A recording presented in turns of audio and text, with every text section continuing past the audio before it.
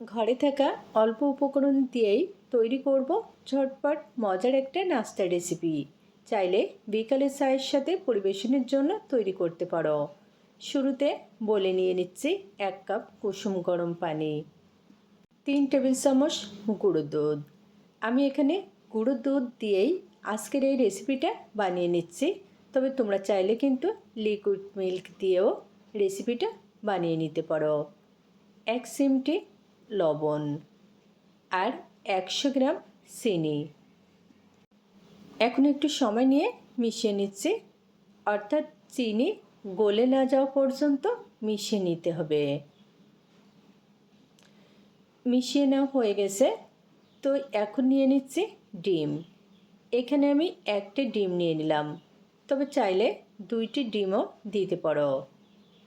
আর 2 table চামচ সাদা তেল। এখন নিয়ে নিচ্ছি আটা। আমি এখানে আটা দিয়ে আজকের নাস্তাটা তৈরি করব, কারণ আটা সহজলভ্য, সবসময় ঘরে থাকে।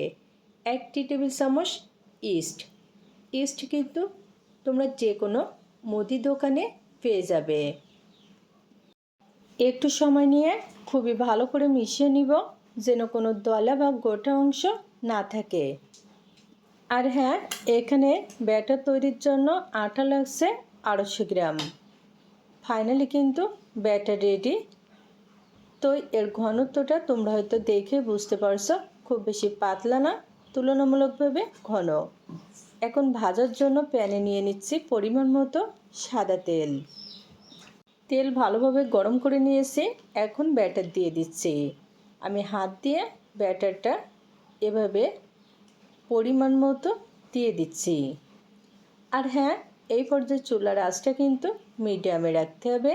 কোনো রকম লো কিংবা হাইটে রেখে নাস্তাটা ভাজা যাবে না। 2 মিনিট মতো ভাজার পরে এখন উল্টে নিচ্ছি। দেখো কি সুন্দর বলের মতো ফুলতে শুরু করেছে। আজকের নাস্তাটা কিন্তু তৈরি করা যেমন সহজ, তেমনি খেতে অসাধারণ। বিশেষ করে বিকালে চায়ের সাথে খেতে বেশ মজার। বেশ কয়েকবার উল্টে পাল্টে ভেজে নেওয়ার ফলে নাস্তায় কিন্তু খুবই সুন্দর একটা কালার চলে এসেছে, আর সেই সাথে নাস্তাগুলো ভালোভাবে ভাজা হয়ে গেছে। এখন তেল ছেঁকে তুলে নিচ্ছি। অল্প উপকরণ দিয়ে মজার একটা রেসিপি শেয়ার করলাম। যদি ভালো লাগে তৈরি করে দেখো। সবাইকে ধন্যবাদ।